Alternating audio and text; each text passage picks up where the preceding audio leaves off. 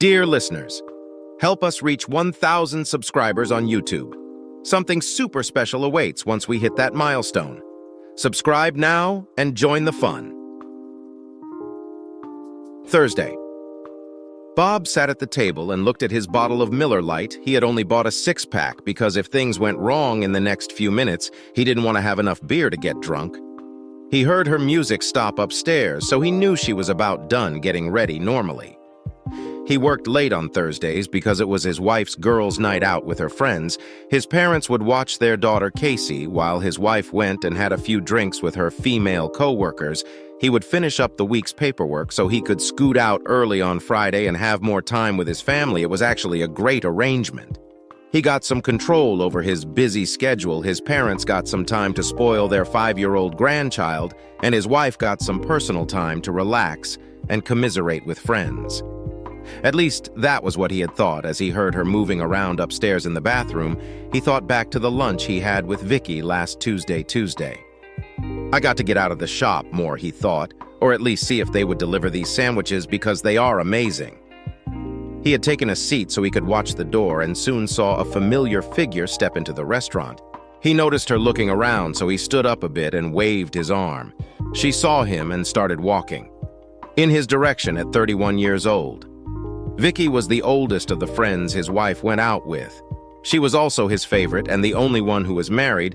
She had a way about her that put everyone at ease without being the doormat of the group. He had to admit she was pretty good looking also, with her dark wavy hair and white complexion, no jugs to speak of at all. But she had a really beautiful face and legs that went all the way up. Her husband, Ron, thought she hung the moon, and the feeling was reciprocated. She still got her share of male attention as she pulled up a chair and sat down across from him. "Thank you for meeting me, Bob. I know how busy you are at work, and taking this time out can't have been easy," she said, as she looked intently at his face. No problem," Sixth Bob said. "Although I have to tell you, I feel a little uncomfortable meeting you here without Sharon. I don't make it a point to have lunch with pretty ladies that I am not hitched to, but you said it was about Sharon, so I'm all ears. I am guessing you want to surprise her for her birthday next month." He was not expecting to see the sad look on her face when he mentioned having lunch with her. He also was surprised to see her face fall more when he mentioned Sharon's birthday. "What was up, Bob? I know you and Sharon love each other, and I have seen you together enough to know that what you guys have is special, so it is only because of this that I am coming to you. This may end up ruining my friendship with her. But if you can save your marriage, I okay with it. There is no easy way to say this, but Sharon has been seeing someone for the 3 months." Bob was shocked. This must be a joke, a bad joke, and he told Vicky as much. "I'm so sorry, Bob, but it is not a joke about 2 months ago after you picked up this project you were working on. Sharon was in a funk at work.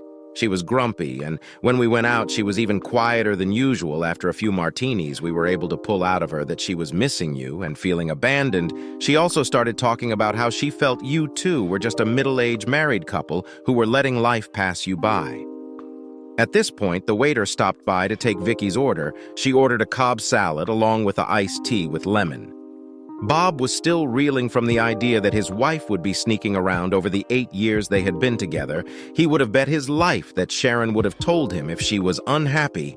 He thought they had always been honest about their feelings even when they knew the other would disagree. He looked at Vicky and asked the question he needed to know the answer to. Immediately, "Has she screwed him?" he whispered. "And no, at least not that I know of. And I think I would be able to tell, believe it or not, your wife is a pretty open person. That is why I am shocked by how she is acting, Bob. You have to know that every woman I have talked to has said these same things. I figure it is almost how you guys always complain about being dragged down by the ball and chain or whatever terms you use amongst yourselves. When she started talking about this, we all commiserated and told her the same things. Sheik a hell of a catch. You should pay more attention to her, yada yada. Unfortunately, that night my sister was there." "What does your sister have to do with anything?" Bob asked, fighting down some anger. "Frankly, my sister is a 304, Vicky replied. The waiter that brought her tea raised an eyebrow as he overheard her comment. Vicky took a sip, then continued. "My parents were serial cheaters. I have no idea who cheated first, but they were always looking to get revenge on the other." When I was 17, I asked them why they bothered staying together, and they looked at me like I was from another planet. They told me they loved each other, and that is all that mattered. This affected my sister, and I felt like cheating was the best way to ruin a happy relationship, and my sister felt that cheating was fine as long as you loved each other. I love my sister, but she is such an idiot about things anyways. Back to the story, my sister Jerry made the comment that if she wasn't getting romance at home, maybe she should try finding it somewhere else. I told Jerry she was wrong, but Hannah and Gail started talking about the best way to pick up a guy and how to keep it secret. I think for those two, it was purely an academic conversation, especially since they aren't married at the time. Sharon said she would never go behind your back, but I think my dumbass sister planted a seed in your wife's head. Why do you think that Bob asked now that he wasn't sure she had slept around? He was beginning to process more information. None of this was fun to hear, but he had always believed that knowledge was power. Because the next week, Luke Jonas and his crew showed up at the Red Horse Saloon where we were drinking. Sharon says she didn't invite him, but she did mention to him that we were going to try line dancing that night. It was actually kind of fun having more people try something new, and it would have been great except for Luke. Now he had a name. Knowledge is power. Tell me about this. Luke Bob growled. Vicky smiled a little at the tone of Bob's voice. She continued. Luke Jonas is the company Romeo. He takes a run at every female, and any who give him the slightest interest find themselves the recipient of his charms. He doesn't care if they are married or even if they are particularly good-looking. He just likes the chase. Your wife shot him down early on, and he never pushed until that night. Now he is chasing your wife, and she is running instead, standing her ground, putting a stop to it. It is an open secret that if Luke gets any more charges of harassment brought against him, he is fired. She could end his advances, and she isn't. In fact, they have been regular seatmates at the cafeteria for the last couple months, whispering and giggling. I have tried talking to her about this, but she just gets angry and tells me they are friends, and that Luke listens to her and understands her problems. I asked her if she would act like this, if you were sitting across the table and she had the decency to blush. Then she got mad and said something to the effect that you wouldn't even notice after that. I backed off and decided to keep an eye on her. They seemed to cool it off at work, and I thought that things had run its course until 3 weeks ago. Vicky's lunch came at this point, and she started eating it while looking at Bob for a reaction. Bob took a long drink of his lemonade but didn't taste it at all. His chest cavity felt empty and his eyes didn't want it to focus. He was wondering how she could think that he wouldn't care about her flirting with another man. He knew he had never been overly jealous, but that was because he loved and trusted his wife. And as for not noticing her, he wondered if he had been that distant with this work project. It was going to be a huge payoff, but maybe he had taken it too far. He wondered what had happened 3 weeks ago. Did he really want to know? They ate in silence for the next 5 minutes or so while he tried to process what she had told him. He was angry. No doubt there was no reason for her to be so tight with another man, but he could almost see her logic if he had been more attentive. Then maybe this whole thing wouldn't have happened also, other than not telling him about being so flirty with this. She hadn't actually lied to him. Lies of omission, sure enough, but so far he could overlook.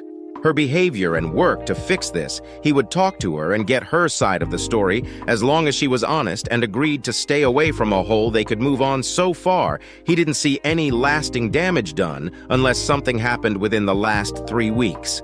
So tell me about 3 weeks ago. How bad is it? He was back on some solid mental ground. He had his feet under him. He could work with this. She looked at him with sympathy. This is where it gets rough, Bob. 3 weeks ago, we all ended up at the Red Horse Saloon again for line dancing. Luke and his boys showed up, and we were all dancing together and having a good time. Sharon had been drinking a little more than she usually does. Luke had been buying her drinks all night and was getting quite tipsy. I went to the bathroom with her, and she was more out of it than I realized. When she came out of the bathroom stall, she had her panties in her hand and put them in her purse. I asked her what that was about, and she said she wanted to feel free. Well, she was almost drunk, so I chalked it up to the alcohol and helped her back to our table. I started rounding up Hannah and Gail to take Sharon back to my house, so she wouldn't come home too drunk. When I noticed that Sharon and Luke were bumping and grinding on the dance floor, the line dancing was done, and it was just a jukebox for the rest of the night. I saw her panties in her hand, and she put them in Luke's pocket as the song ended. Unfortunately, so did everyone else. There were catcalls from all over the bar, and Luke was grinning like a Cheshire cat. Then he went and gave her an almost deep kiss. One of his friends was holding up a cell phone. I wanted so bad for her to stop him or something, but she just went along with it. "Oh, Bob, I'm so sorry," she stopped as she saw his reaction. His jaw was literally hanging open. He had to get out of here. "Excuse me, for a second bathroom." He stuttered as he got up and walked away. He went inside and locked the door behind him. He splashed some water on his face and gripped the sink as hard as he could. He remembered the night she was talking about. Sharon usually got home around 11:30, but that night it was almost 2:30 when she came in. Vicky had called and told him that she was staying at her place for a while because she had had too much to drink. She would call a cab for Sharon when she was more sober. This had happened a few times before, and Bob had always been relieved at Vicky, and the girls were so responsible about not getting a DUI. He always thought that getting a little blitzed was part of the fun of going out and cutting loose. He honestly wasn't mad about it. He also remembered what happened that night when she got home. He remembered being woken up to the warm sensation of Sharon's lips on his tool. This whole thing had taken him by surprise, and before he knew it, "Oh my God, honey, that was incredible," he said. "I am sorry it was over so soon, but please let me make it up to you. Let's see what you got." As she stood up, he grabbed her head and gave her the deepest tongue kiss he could. He tasted some booze and a little bit of himself, but he was not grossed out at all after her performance. The least she deserved was a kiss. He broke their lip lock and started kissing the crook of her neck. She always giggled and squirmed when he would do that.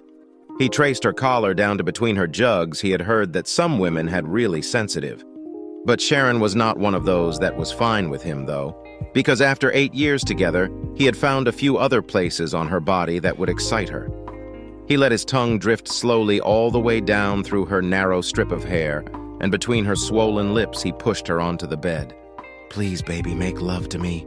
He said he could feel her body ensing up. He wanted to warn her about waking their daughter, that was fantastic. "Oh my God, baby, I haven't felt that good in a while." She stopped talking after that, and they engaged in some of the hottest wrestling they ever had. "I taste pretty good, don't I?" she said as she broke from their kiss.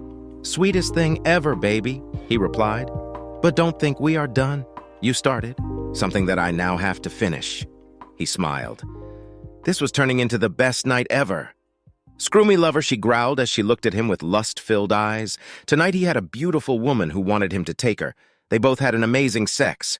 He snapped back to the present now. He was shaking with rage as he felt that she got all worked up over her boyfriend and came home to take it out on him. Damn. He thought, what if she was thinking of him while we were having sex? He splashed more water on his face, dried himself off, and went back outside. As he sat down, he saw a look of sympathy on Vicky's face, but had no idea how to respond. His sandwich was forgotten on the table. "What else do I need to know, Vicky?" he asked honestly. "Bob, that is about all there is." The last couple of girls' nights have been at Hannah's house with wine and lingerie parties at work. Sharon had been acting very cool towards Luke, even though he has been really sniffing around her. I had thought that it was done, but just yesterday I saw them talking. They shut up when I came around the corner, so I have no idea what they are up to, but I am done with it. I figured you need to know, and maybe you can do something, since she is not listening to her friends anymore. The waiter came to bring us our check. He grabbed it before she could touch it and started fishing out his credit card. "I want to see these guys in action together and maybe scare them straight," he said. "Sharon says you guys are going to the Red Horse Saloon this week. So this Thursday, when you guys go, I am going to show up and observe from across the room." He stopped talking abruptly as he noticed the horrified look on Vicky's face. "What did I say wrong?" he asked. "Bob, Hannah has a doctor's appointment early in the morning. Friday, and Gil is going to see her brother in Florida if Sharon is going out Thursday. It isn't with us." She reached across the table and grabbed my hand. "I am so sorry, honey," she said sadly. "I know better than to ask if you are okay, but here is my home phone number. Call anytime to talk to Ron, or I..." Her husband was a marriage counselor by trade, so talking to him could potentially be helpful. "Thank you for telling me, Vicky. I know it must have been difficult for you, but I really think you are being a good person and a good friend. I don't know what is going to happen going forward, but now I know what is going on, and I can take some action. Thank you again." As he thanked her, he stood up to leave, signing the credit card bill, and walked out. Wednesday. Today was a breakthrough on the project Bob had been working on. They had been able to secure pre-manufactured parts from a startup company in Harrisburg. that would shave 2 months off the turnaround time, which still gave them at least a week's cushion, even with spotty transport logistics, 2 more phone calls. And this plan would be done 2 months ahead and save the military millions. The cash bonus would be as huge as Bob had thought it would be, and the recognition that having his name on the project would bring would be nice. He should be as happy as the proverbial clam. Instead, he was thinking about how much he didn't want to go home and do what he figured he had to. He had decided to see what he could find out on his own about this affair. He couldn't access her work email, but he didn't think they would put anything on there since it was monitored by AI. He did log into her Yahoo Mail account and found nothing she could have made a separate account.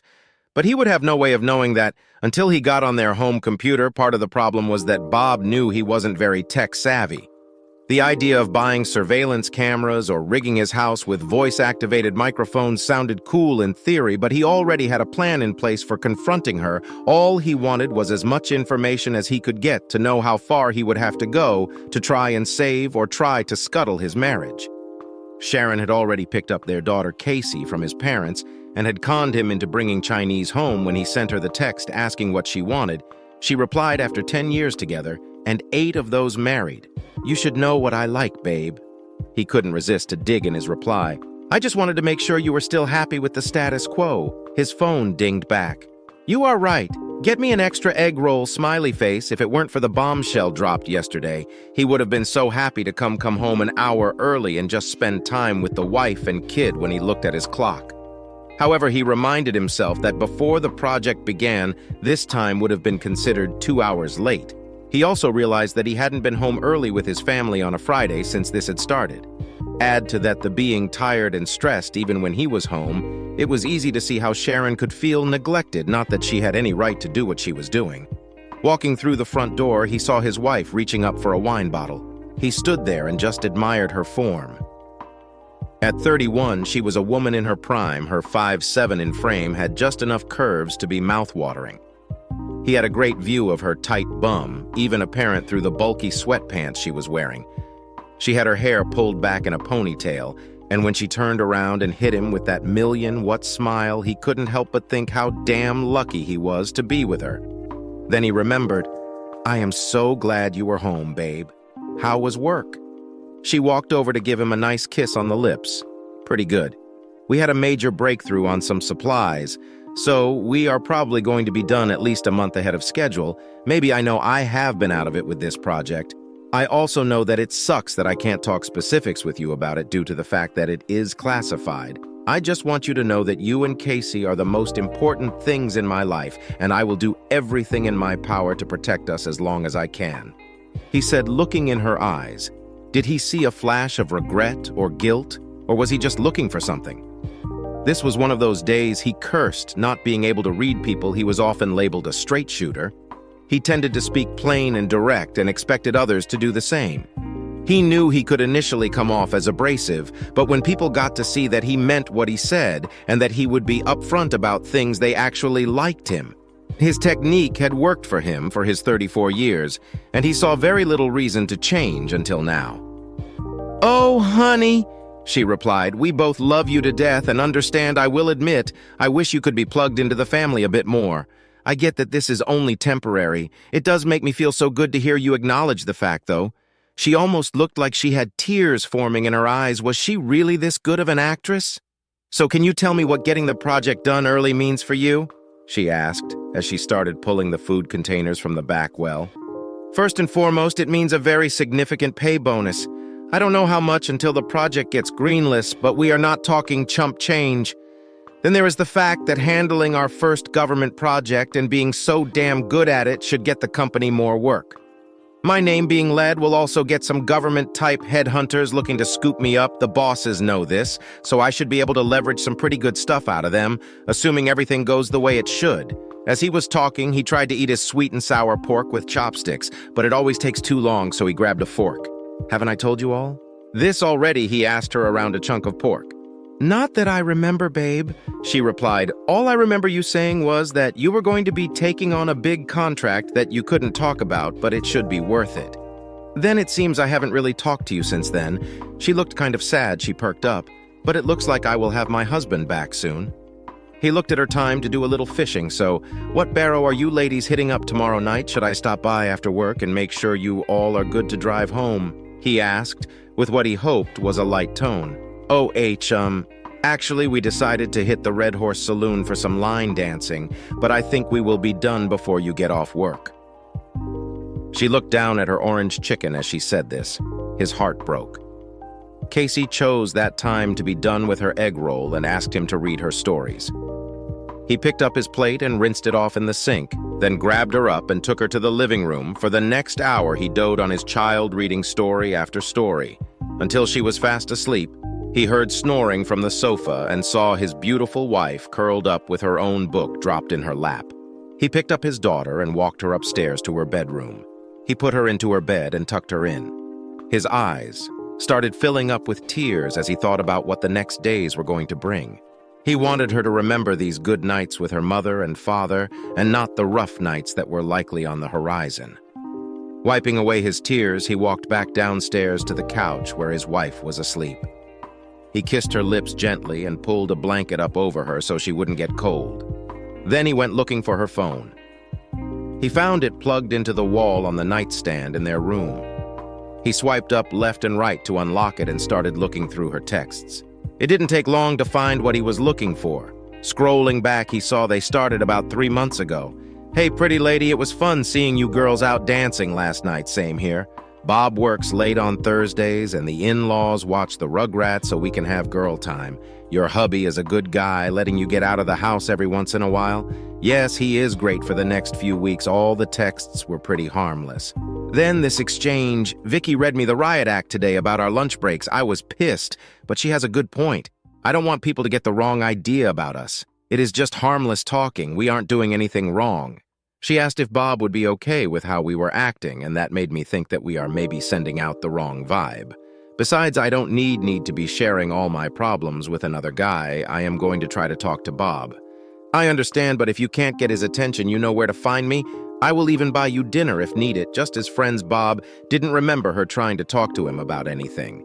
But that also could have been the time that he found out they needed what was essentially food-grade stainless steel for the application.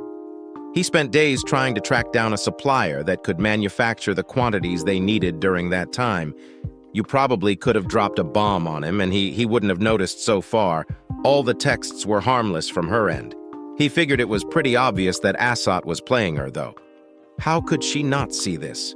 He scrolled down to see the next set of texts. "You need to give those back today. What are you talking about? Smiley face, you know? Damn good, and well, my friends are so pissed at me right now, and I don't blame them. If Bob finds out how much of a 304 I was acting like, he may leave me, so you don't want me to show him the video. Smiley face. What video? You can't let anyone at work see that Sam was there. And he took a video on his phone. I will make sure he deletes it. You will owe me. Though smiley face, fine. I can't lose Bob, not after last night. What happened last night? It is really none of your business. Was he pissed off? You got home late and drunk? Oh, hell no. Let's just say there was some serious world rocking going on and leave it at that smiley face. So some dirty dancing with me got you all worked up for your hubby. You should be thanking me, smiley face. You were being a jerk last night was off the charts, and it was because Bob and I love each other. Now give me my panties back and make sure that damn video gets erased. That sentence makes me sound like such a 304. Bob deserves better than me. No, he is lucky to have you. He wasn't there to keep an eye on you, was he? I'm sure he is a great guy. But you go out by yourself a lot. I don't need anyone to keep an eye on me. Just be the friend you claim you are and take care of what I ask.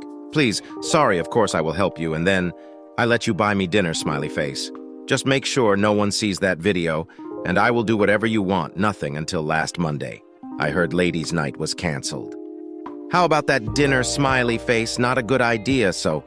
Sorry, oh, come on. Hubby is going to be at work, and the girls are leaving you alone one night out with a friend, and we can chat about stuff like we used to in the cafeteria. Besides, you owe me, smiley face, fine. I will meet you at the Red Horse at 8. Nope, smiley face. Meet me at the TGIF, that is in the Sharon Hotel. They have great drink specials, and I don't want to be yelling over a bunch of drunken idiots. I will be getting a room in case we drink too much fine, but this is just a couple friends having dinner, and I do owe you for making sure that video never got out. Got it is bad enough that people from work heard about it. Don't worry about it. I watched Sam delete the video, and soon someone else will do something scandalous, And you will be fine. See you at 8 there. It was probably the end of a marriage. How many times do you see your wife accept a date with another man at a restaurant or bar in a hotel? How can this possibly go well? How could she possibly think that sex wasn't on the table? He closed out the text messages and plugged the phone back on the charger. He got undressed and slid into the bed alone. Sleep was a long time coming. Thursday, she came down the stairs wearing her little black dress that she always wore when they would go out on their dates. She looked beautiful. She stopped at the bottom of the stairs as she saw him sitting at the table. "Oh, Bob, I didn't expect you home this early today, babe." She looked kind of pale. "We need to talk, Sharon," he said with almost no emotion in his voice. "This is probably the most important talk we will ever have. Please have a seat." She sat down. She looked scared. She went to hold his hand like they would normally do, but he pulled it away. "I know that there is no girl night out. I know that you have been seeing Luke Jonas behind my back." He started. "Bob, please let me explain." She was cut off abruptly by him slamming the table with his fist. "Damn it! Sharon, listen to me!" he yelled. "You don't get to talk until I have said my piece." She cowered back and started to cry. He looked impassively at her and continued as I was saying, "I know you have been cuddling with this Luke at lunch. I know you have been dancing with him at the Red Horse Saloon. I know you took your panties off and gave them to him after some sexy bump and grinding on the dance floor. I know the only reason you jumped me 3 weeks ago was because you were all worked up over him. I also know that you were going on a date with him tonight at a restaurant in a hotel where your boyfriend will have a room ready. I don't know if you have slept with him or given him a bee job, yet I am not sure what would have stopped you if you haven't." He paused, trying to get his anger under control. "Sharon, you lied by omission to me about Luke. You lied by omission to me about your pantyless dancing, and you lied to me about going out with the girls. Frankly, I am tired, and my trust in you is broken. I'm not sure I even want to work on this marriage anymore. Your actions make me think you don't care about this marriage anymore. So I will give you 3 choices." He held up a finger. "Choice 1. You walk out that door and go see your a-hole boyfriend even if you don't sleep together tonight. This choice will end our marriage. 0 chance of me wanting to save it." He held up a second finger. "Choice 2.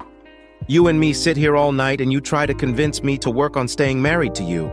You will have a hard sell because I am not inclined to trust a single word out of your mouth, however you might be able to do it.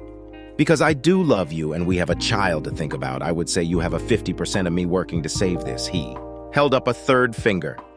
"Choice 3. You take me to see your Romeo tonight. You tell him to never talk or contact you again in front of me. Then you let me and him talk for at least 15 minutes out of your shot. This choice will gain you the most respect and will also go the farthest towards making me want to work on us if you haven't slept with or performed or received oral sex with him. I promise I will be 100% in as far as making this relationship work. Also note if you have slept with or performed or received sex with him. This is the only option that might possibly allow for us to work out." She looked like she was about to throw up and was staring at him, and what could only be described as horror, 0, 50, or 100. "Sharon, what is it going to be? 0, 50, or 100? Sharon, what is it going to be?" The question hung in the air for almost a minute.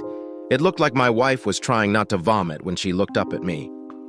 "Bob, I am so sorry about everything, and I desperately need to talk to you in answer to your question, though. Do you want to drive, or do you want me to?" Well, that was unexpected. I really did think she would walk out on us to love her boy. I thought for sure she would sit here all night trying to make excuses for her behavior. Bringing me to see her a whole really did win her some points. She was still in the red. Though I picked up my keys and followed her out to my car, I opened the door for her out of force of habit. And she almost started to cry as I was pulling out of the driveway. She looked over at me. "I really screwed us up, didn't I?" she asked in a small voice. "Yes, Sharon, you really did, I replied, keeping my eyes on the road. "What can I do to fix it?" she asked. I thought for a bit. I had a couple plans I was formulating. Well, first thing, complete honesty from here on out. I shouldn't have to say this, but apparently you think it is okay to not mention things I should know are out-and-out lie to me along with that. You were going to have to find way to make me believe what you were saying. I don't know how you plan to do that, But frankly, I am not the one who ruined our trust. Another thing I don't feel I should have to mention, but he is dead to you. If we stay together, you do not talk to him during work. You do not ask him how his day is going if he shows up at a bar. You are at. You leave if you cannot leave. You call me immediately. You do not accept drinks or gifts from him. No matter what he says, he receives a no interaction from you next thing. When we get back from tonight, you are going to tell me everything, even stuff you don't think I want to hear. I understand that I have been consumed by this project, so I will take some blame if you have hard feelings for me. Then let me know. And the last thing for now, plan on making time for marriage counseling sessions. If you want to pick the counselor, feel free to do so. Maybe Ron can suggest someone. This is contingent upon certain information. However, as I finished talking, her phone beeped that she had a text. She looked down and got even more pale. It's him. He is wondering where I am, she said softly. I held out my hand for her phone. Wordlessly, she passed it to me. I scrolled back through her texts. There were a couple new ones from earlier today. Hey, I got a room with a jacuzzi maybe after dinner. Can relax, bring your bikini smiley face. You are not going to be able to get me drunk enough to get into a hot tub with you. I am not bringing a bikini. We will have to see. You know how you get when you are drunk. Maybe you won't need a bikini, winky face. And then just now, where you at? I got a glass of wine waiting for you. I texted back. Running a little late, I got a surprise for you. You brought your bikini, excellent. I handed the phone back to my wife. She read the texts and just hung her head. You know, he is not helping your cause, right? Just the text from... Across from the disconcerted playboy, I couldn't help but size him up a bit. Dark hair, thin build, and dressed to perfection. I guess he would be considered attractive, but I've never been good at looking at guys. He was probably about as tall as me, although it was tough to tell because he was seated. I couldn't help but notice that he kept glancing at the glass of wine that was sitting across the table from him. This almost confirmed my suspicions. This was the time to play it cool. I knew roughly what I wanted to have happened, but I was having to make some of this up as I went along. Thinking on my feet was not one of my strengths, and here, you thought that your surprise was her in a bikini. I said with a half smile, you really think she told you everything? He replied with a smirk. Now that sucker was in front of me. I felt calm. This was a problem I could handle, actually, I do. I have known that woman for 10 years, and I have been married to her for 8. I think I have a better handle on her than some pretty boy who has been taking a run at her for 3 months. I kept the smile on my face. The waiter came by and asked for my drink order. I ordered a double Johnny Walker Black on the rocks. She gives a great, he said, still trying to smirk. He glanced at the glass of wine he had ordered for her again. Yes, she does. I gave him a full smile this time, but I don't think you were talking from experience. You want pictures? He asked, half laughing. This guy was trying to get under my skin. I realized I should be reaching across the bar for him, but instead I ended up chuckling. You don't have pictures? If she had gone that far with you, there would be no need for you to spike her drink. What are wannabe molester using these days? GHB, Rohypnol, or just good old X? I was working on a hunch, but his shocked look removed all doubt. He shrank back as I leaned across the table from him. Now I was pissed. You little son of a witch. I should kick thee out of you right here and now. But I am not sure I wouldn't kill you. I don't need to go to jail right now. I gave my wife 3 choices, and I'm now giving you 3 choices.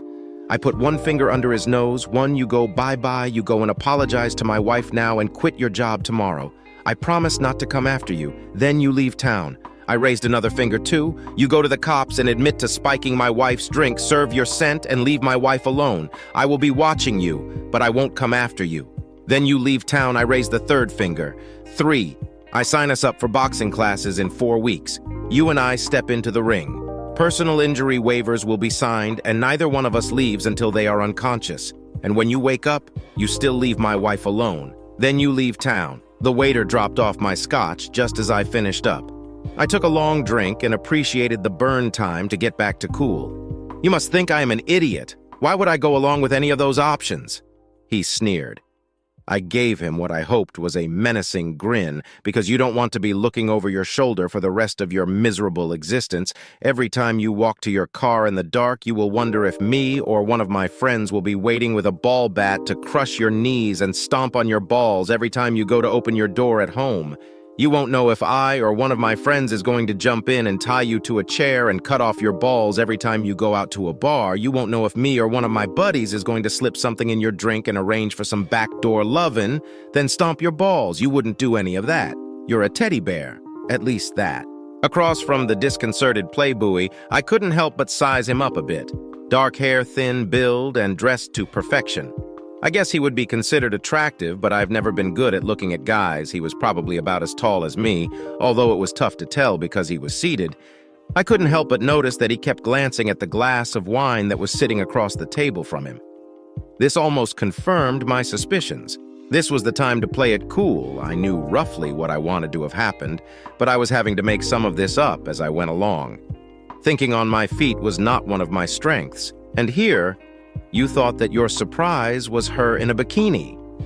I said with a half smile, you really think she told you everything? He replied with a smirk. Now that sucker was in front of me. I felt calm. This was a problem I could handle, actually, I do. I have known that woman for 10 years and I have been married to her for 8. I think I have a better handle on her than some pretty boy who has been taking a run at her for 3 months. I kept the smile on my face. The waiter came by and asked for my drink order. I ordered a double Johnny Walker Black on the rocks. She gives a great, he said, still trying to smirk. He glanced at the glass of wine he had ordered for her again. Yes, she does. I gave him a full smile this time, but I don't think you were talking from experience. You want pictures? He asked, half laughing. This guy was trying to get under my skin. I realized I should be reaching across the bar for him, but instead I ended up chuckling. You don't have pictures. If she had gone that far with you, there would be no need for you to spike her drink. What are wannabe molester using these days? GHB, Rohypnol, or just good old X? I was working on a hunch, but his shocked look removed all doubt. He shrank back as I leaned across the table from him. Now I was pissed. You little son of a witch. I should kick thee out of you right here and now. But I am not sure. I wouldn't kill you. I don't need to go to jail right now. I gave my wife 3 choices, and I'm now giving you 3 choices. I put 1 finger under his nose. 1, you go bye-bye, you go and apologize to my wife now and quit your job tomorrow. I promise not to come after you. Then you leave town. I raised another finger. 2, you go to the cops and admit to spiking my wife's drink, serve your scent, and leave my wife alone. I will be watching you, but I won't come after you.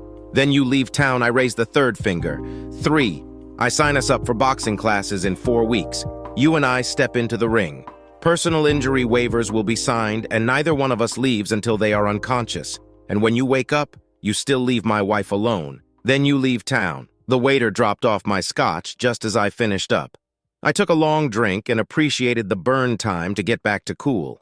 You must think I am an idiot. Why would I go along with any of those options? He sneered.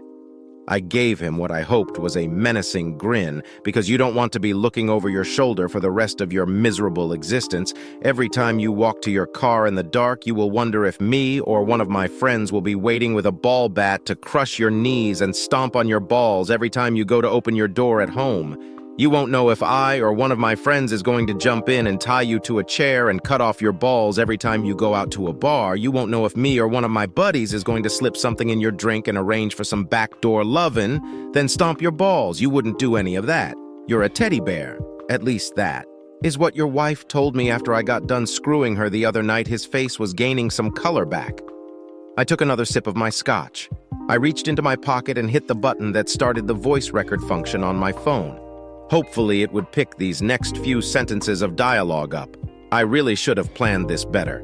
You were planning on drugging and assaulting my wife tonight, scum sucker. Are you willing to bet a lifetime of pain and suffering that I wouldn't do exactly what I said? It was time to go fishing. The drugs were just to get her in the mood for when I brought my friends over. We were going to make her airtight tonight. My cool evaporated. I was able to grab his collar with my left hand and haul him toward me. I couldn't get much power behind the punch with my right fist because I was sitting down. I did hear a satisfying crunch and felt his nose give. You scum sucker, I am going to call the cops. He shrieked as he held his nose go for it. I would love for them to test the remaining wine in that glass for drugs and then listen to the recording I have of you admitting to it. I shouted. Within 10 minutes, the cops were investigating the disturbance. Apparently, 2 state troopers were taking a lunch break at the subway across the street. They took my statement and bagged the remaining wine and wine glass for testing. They searched Luke and found a packet of white powder. He asked for a lawyer and refused to say anything else. They listened to my recording and took my cell phone as evidence. It was difficult, but you could just make out Luke talking about the drugs and the plan. Gang bang it was, almost 4 in the morning before Sharon and I were able to leave the police station. After she was done giving her statement, one of the cops spent almost 15 minutes telling her what a great guy I was and how I had saved her from a drug-induced assault. She was a basket case. By the end of it all, Luke stayed in police custody. We were able to use her cell phone to give a quick explanation to my parents. They were understanding and promised to take care of Casey. They decided to take her to the zoo. She was going to love that. After pulling in the garage and shutting the car off, both of us just looked at each other. She unbuckled her seatbelt and gave me a hug over the console. I let her cry into my shoulder for about a minute, then pushed her gently away. Sharon, we still need to talk, but it is late and we need to go to bed tomorrow. We are both calling into work and spending the day together to figure out how to move forward. Sound like a plan? Yes, Bob. Bed sounds wonderful. In a small voice, she asked, "Can I please sleep in the bed with you?" Of course, baby. I woke up the next morning spooned up to my woman. I thought about how we got to where we were last night and I felt that things might be able to be okay. We still had a couple conversations to go before I would commit to anything. We grabbed breakfast, said IHOP, and chattered about Grace and the fun her and my parents must be having. We managed to keep everything nice and light after a final cup of coffee. We paid the bill and headed home. We sat down at the kitchen table and looked at each other. Okay, I guess I will start this. I said, I think you can see what a bad person Luke is now, so I am not going to beat that dead horse. He said you gave a good B job and that you called me a teddy bear after screwing him a few days ago. Is any of that true? No, the farthest I went with him was that awful night at the Red Horse. I understand how bad my actions were that night, but it never went any farther than that, she replied. How can you make me believe that you lied about going to see him last night and you lied by omission about that night at the bar and your entire relationship with him? I felt it was time to get all the cards on the table. I have been racking my brain trying to figure that one out. And I think I might have something. What about a polymer test? She asked. Polymer test. Did she mean polygraph? I had to smile a little bit. You mean a polygraph test? A lie detector test? She nodded her head. Yes, make an appointment and ask me any questions you want. Just tell me the time and the place. The sincere look on her face was so adorable. I know that those tests are not 100% accurate, but I would feel a lot better if she came up telling the truth. I will see what I can do. It might take some time to get it set up. But that is a good idea, actually. More than I would have thought, I replied. She smiled. Okay, that is a good start, and we will revisit the extent of your affair later. I guess my next question is the biggest one. This is the one that hurts me the most and the one that has the biggest impact on our relationship. How do we go forward? You being ashamed and not telling me about the panty incident. I can understand. I don't like it, but I can understand it. I have a tough time dealing with the fact that you got real close with another guy without telling me. But if you thought it was just a word work friendship, I can kind of see that. What I can't understand and what makes want to just walk away before I get hurt again is when you told me you were going out with the girls and you were going to meet him for dinner, a 100% direct lie. Forget about the consequences. You broke my heart when you told me you were going out with the girls. I know my eyes were watering. I couldn't help it. Bob, all I can do is tell you my mindset at the time. First, let me say that I am so sorry for lying to you about everything when you took this project for the first time since we have been together. I felt like I was in second place. I am not blaming you or your work. I know why you took it and why it was so important to you. I am just telling you how I felt. I started feeling down, and then Vicky's sister said something I couldn't get out of my head. She said to look for romance someplace else. I never took that to mean that I should cheat on you. I took it to mean that while you were preoccupied with this project, it would be okay to find what I was looking for somewhere else. Enter Luke. I didn't realize it fully, but he was filling the desire I had to be special. He asked me about my day. He asked me about my kid and family. We talked about hobbies I thought were cool, basically. When we were talking, it was about me. She took a breath and studied my face for a reaction. I don't think I gave her one. When Vicky took me to task for how it looked at lunchtime, I realized what I was doing. I was using Luke to get what I felt I couldn't get from you, and honestly, I did cool it off at the time. I thought he was just being a friend, but I wanted to get things right with you the night that things got crazy. I didn't invite him or his friends. I got there early and they showed up before the rest of the girls. Luke was buying drinks for everyone, including me. I ended up getting as drunk as I have been since we have been together. I did some stupid and shameful things of which you were aware. But then we had some pretty mind-blowing sex. And that confused me even more. How could I be such a 304 without you there? And then have it turn out to be so wonderful with you later. She got up and grabbed a glass of water after drinking half of it. She sat back down. She continued. Then came damage control. I knew you would be pissed about what I did. And rightfully so. If you got drunk and kissed another woman on a dance floor, I would go for your balls. I even knew it would be worse because we had such a hot session afterwards.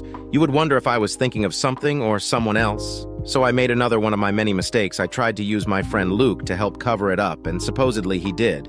He made sure I knew about it, so here I am, owing a favor to my friend who only wants to take me to dinner on a night that my usual friends are unable to make. I am still lonely because I don't think you were going to be home until late. So in a moment of stupidity, I screw up, and I am so sorry. Our relationship has always been based on trust in each other. I screwed up. Tears were running down her face at this point, even though she wasn't sobbing a hell. I got up and gave her a hug. I put a long kiss on her. Pulling away, I had to say something. We aren't there yet, and it is going to take a bit.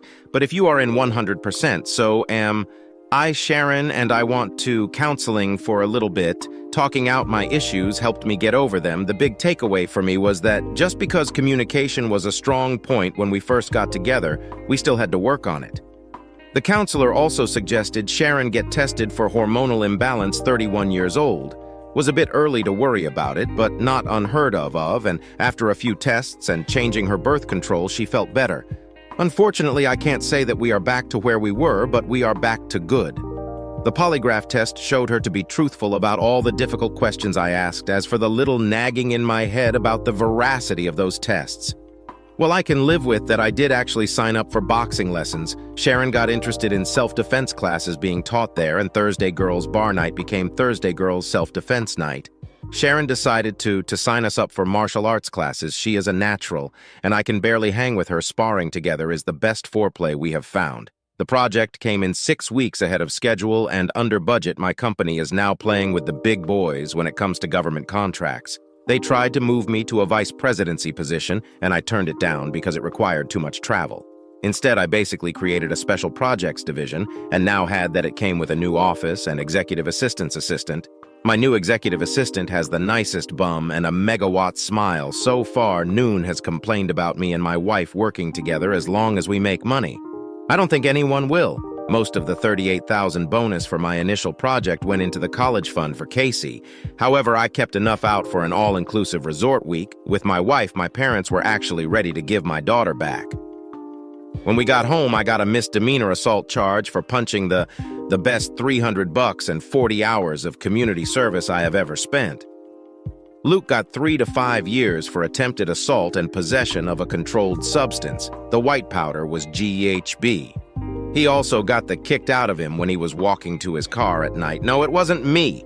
Apparently, Luke had done the date assault drug trick before, and one of his victim's brothers caught up with him. The guy got 2 to 3 for felony assault. I put $50 a month in his prison commissary account. Dear listeners, help us reach 1,000 subscribers on YouTube. Something super special awaits once we hit that milestone. Subscribe now.